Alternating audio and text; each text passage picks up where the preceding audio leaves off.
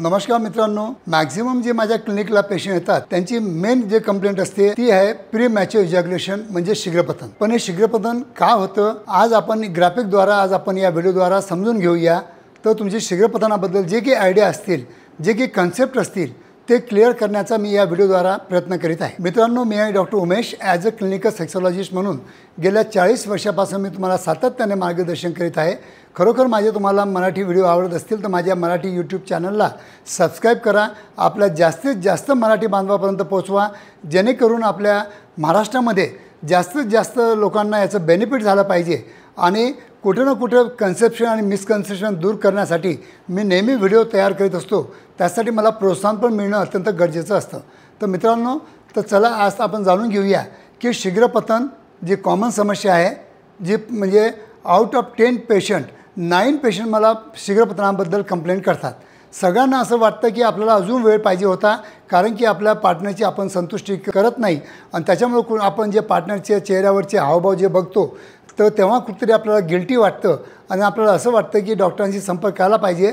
अजून एक 5-10 मिनटं जर चाललं, आपलं जर इंटरकोर्स चालला लांब झाला तर आपल्याला चांगलं सेक्शुअल सॅटिस्फॅक्शन दोघांना पण मिळू शकतं आणि ते स्वाभाविक आहे मित्रांनो। कारण की प्रत्येक इंटरकोर्सचा मी तुम्हाला एक एम सांगत असतो की दोघांचं सॅटिस्फॅक्शन, दोघांना प्रॉपर एकाच लेवलवर ऑर्गॅझम मिळणं पण अत्यंत गरजेचं असतं। तर चला तर मित्रांनो सुरू करूया आजच्या व्हिडिओला की आजचा जो आपला व्हिडिओ आहे तो आहे शीघ्रपतनवर, प्री मॅच्युअर इजॅक्युलेशन किंवा शीघ्रपतन। तर पहिले शीघ्रपतन का होतं याच्याबद्दल आपण आज थोडं जाणून घेऊया। मित्रांनो, जेव्हा केव्हा तुमच्या डोक्यामध्ये सेक्शुअल थॉट येतात किंवा आज तुम्हाला संध्याकाळी सेक्शुअल ॲक्टिव्हिटी करायची आहे, तेव्हा सगळ्यात अगोदर जे म्हणजे पॉईंट असेल तो आहे एक्साइटमेंटचा। पहिले तुम्हाला एक्साइटमेंट येते, नंतर तुम्ही अराउजल होता आणि नंतर तुम्हाला ऑर्गॅझम होतं। जेव्हा तुम्ही वीर्य बाहेर काढता तेव्हा तुम्हाला ऑर्गॅझम होतं, बरोबर आहे। ह्या 3 गोष्टी तुम्हाला महत्त्व ठेवा। जर तुम्हाला सेक्शुअल थॉट आले तर तुमच्या एक्साइटमेंटचा वेळ तुम्हाला वाढवावा लागेल।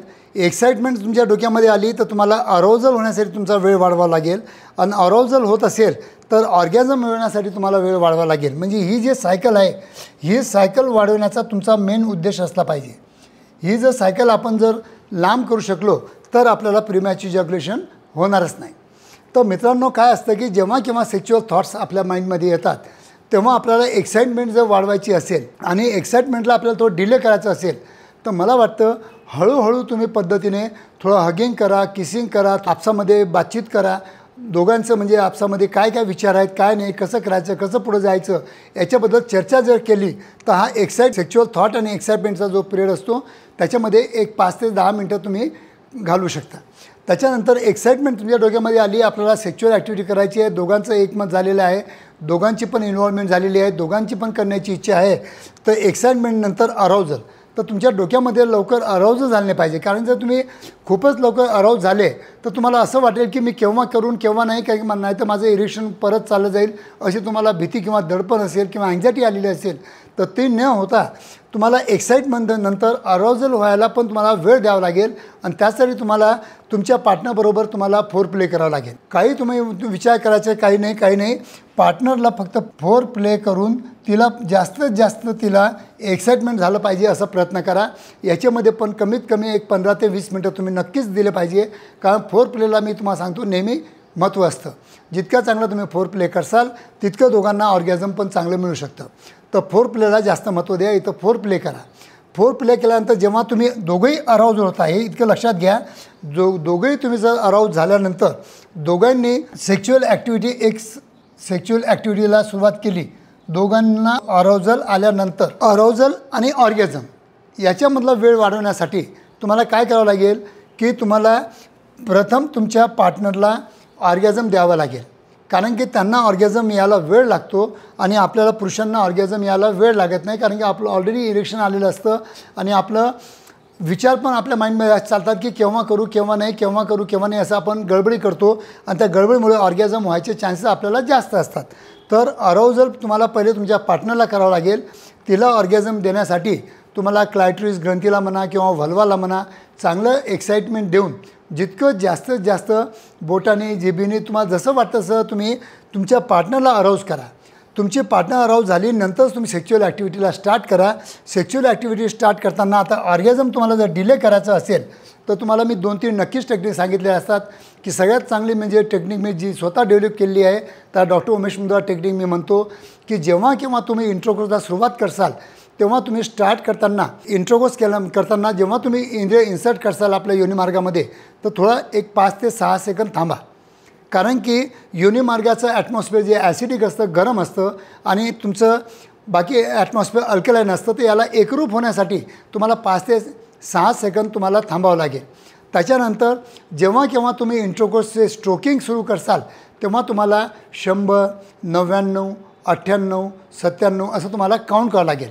आणि सगळ्यात बेकार सवय लोकांची जी असते की इन्सर्ट केल्यानंतर फटफट जे टाकायची जी सवय असते ती खूप बेकार सवय आहे. कारण की त्याच्यामुळे काय होतं की जास्त तुम्ही फ्रिक्शन दिलं, जास्त तुम्ही स्वतःला एक्साइटमेंट करून घेतलं तर फास्ट तुम्हाला स्टिम्युलेशन भेटेल आणि फास्ट तुमची इजॅक्युलेशन होऊ शकतं. म्हणून तुम्हाला स्लोली जायचं आहे.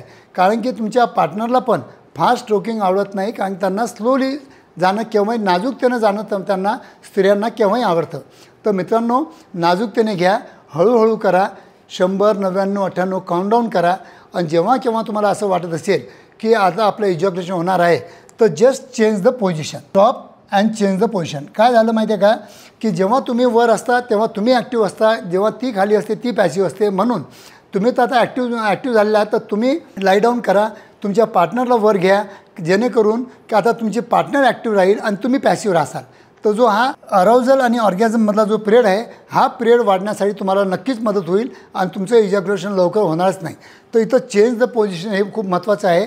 कारण की बरेच लोक पोझिशन चेंज करत नाही आणि फास्ट स्ट्रोकिंग करून स्वतः इजॅक्युलेशन करून ऑर्गॅझम करून घेता आणि त्याच्यानंतर आपल्या पार्टनरला ऑर्गॅझम न मिळाल्यामुळं तुम्हाला असं कुठे कुठे वाटतं की मी 10 मिनटं केलं, 15 मिनटं वेळ दिला तरी हिचं काय होत नाही. कारण स्त्रियांना ऑर्गॅझम यायला वेळ लागतो हे तुम्ही लक्षात ठेवा. तर मित्रांनो चेंज पोझिशन केल्यानंतर जेव्हा म्हणजे ती तिच्या हातामध्ये कंट्रोल येऊन जाईल तर तिच्याप्रमाणे ती ऑर्गॅझम स्वतःचं करून घेईल आणि अशा प्रकारे दोघांना जर ऑर्गॅझम मिळालं तर तेच आपण आपल्या इंटरकोर्समधून साध्य करत असतो, आपल्या संभोगामधून साध्य करायचा प्रयत्न करीत असतो. आणि त्याच्यामुळं दोघांनाही त्याच्यामधून चांगलं सॅटिस्फॅक्शन मिळू शकतं आणि कोणालाही प्रीमॅच्युअर इजॅक्युलेशन किंवा शीघ्रपतनाचा जे आजार आहे तो आजार नसून ते म्हणजे टेक्निक आहे. ती टेक्निक तुम्हाला समजण्यासाठी जो ग्राफिकने सांगितलं हे ग्राफिकने तुम्हाला समजलं असेल असं मला वाटतं. आणि जर तुम्ही असं जर ह्या पद्धतीने जर तुम्ही तुमची प्रक्रिया केली तर मला वाटतं कोणालाही शीघ्रपतनाचा प्रॉब्लेम नसायलाच पाहिजे. त्याला कोणतेही अश्वगंधा, शिलाजीत किंवा डॉक्टरांची काहीच मदत लागणार नाही.